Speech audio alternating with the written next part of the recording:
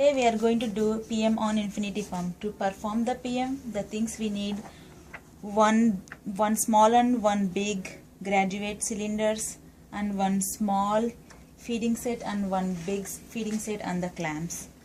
Before we going to do the PM, we need to look for this charging symbol to make sure the unit is charging properly and the power cord is working properly. Then we have to look for any breaks or cracking things to make sure the pump is in good working condition. Before we're going to start the PM, we have to look for 4 default settings. We can do that by pressing and holding the plus and on off buttons. So this is the first default setting, which is beep high, and we can go to that other one by pressing the prime, which is unlock, and the next one is beep when done, and the next one is light on. So to get out of the default setting, turn off the pump, and this is the keypad which we use to perform. This is the on and off button to on and off. This is the prime to prime the fluid. This is the run or pause button to run or pause the pump. This is the rate or dose to enter the rate and dose for the patients, and this is the total volume button to check the how much volume it pump, and this is the clear button. Now we are going to do the alarm test. There are 3 alarm tests we have to do. 3 of them. One is no flow in alarm, second one is no flow out alarm, third one is no food alarm. To perform the alarm test, we have to use the small feeding set. Turn on the pump,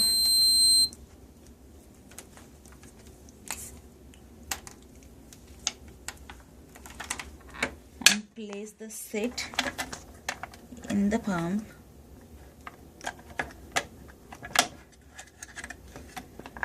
And enter the rate and dose. My dose is 120 milliliters and the rate is 240 milliliters per hour.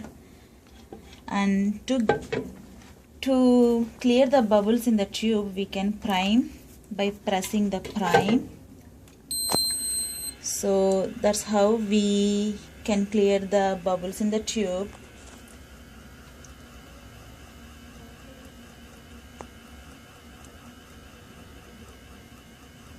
I think that's fine.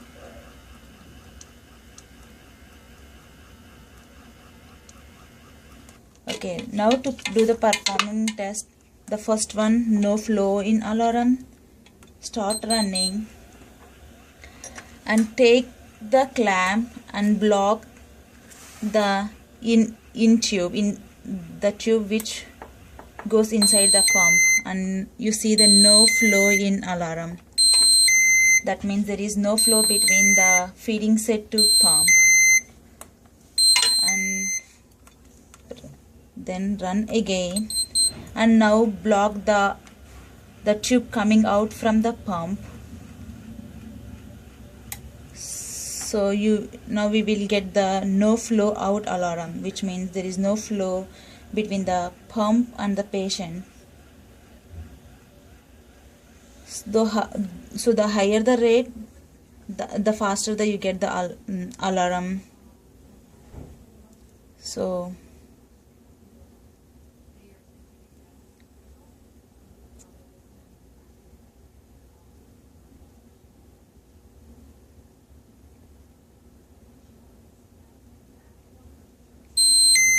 no flow out alarm.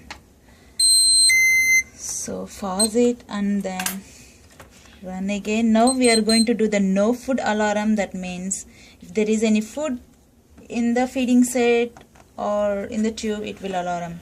So to do that, we have to hold the feeding set upside down. That means we are not letting any fluid go in the tube, so there is only air going there.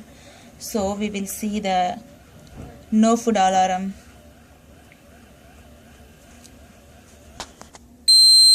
So there is no food alarm. Pause it. So now we finished all the alarm tests. Okay, now we are going to perform the infusion test. There are 2 infusion tests we have to do. One is at 120 milliliters at 240 milliliters per hour, and the second one is 20 milliliters at 40 milliliters per hour. So first we will do the first one. So to do that, we have to enter the rate and dose by pressing the rate and dose button. Here is the dose. I enter 120 milliliter, and the next one is 240 milliliters per hour, which is the rate. And now we can start. Before we're going to start, we make sure we do not have any bubbles in the line. So I think there is no, but I just prime a minute to make sure it's all good, and it is good. And make sure before you're going to start the run button, make sure the total volume is 0. That means it doesn't flow any amount, so it will flow 120 milliliters. Perfect.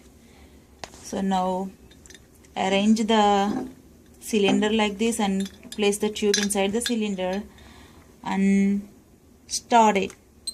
So the result should be 5% of like 120 milliliters plus or minus 5%. So we'll see what will happen after a while. It's finished infusing, the dose is done, and pause the alarm and check for the how much is the output, which is 120 exactly, which is a good job. Now we will do the second infusion test, which is 20 milliliter at 40 milliliters per hour by setting the values. 20 milliliters.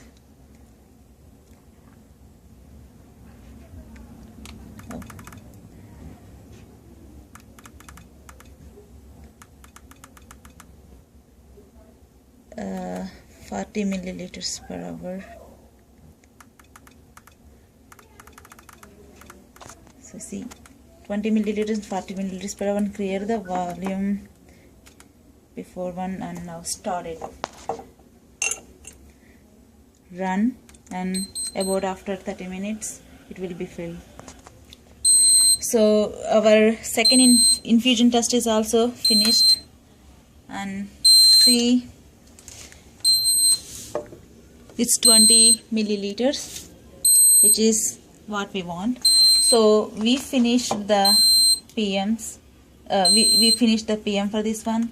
So before we're going to turn it off, just clear all the data, rate or dose and volume, everything, to make sure there is no data left, and turn it off. And the two things we have to remember with this pump, we do not do any safety check because it's a 2-prong, so it doesn't require any safety check. And unlike many other pumps, we do not really set the next due date, next PM due date on this pump. We just put it on the PM sticker and stick it in somewhere. But unlike some pumps, we don't enter it inside the unit. So I think that is pretty much doing PM on the Infinity pump. Thank you.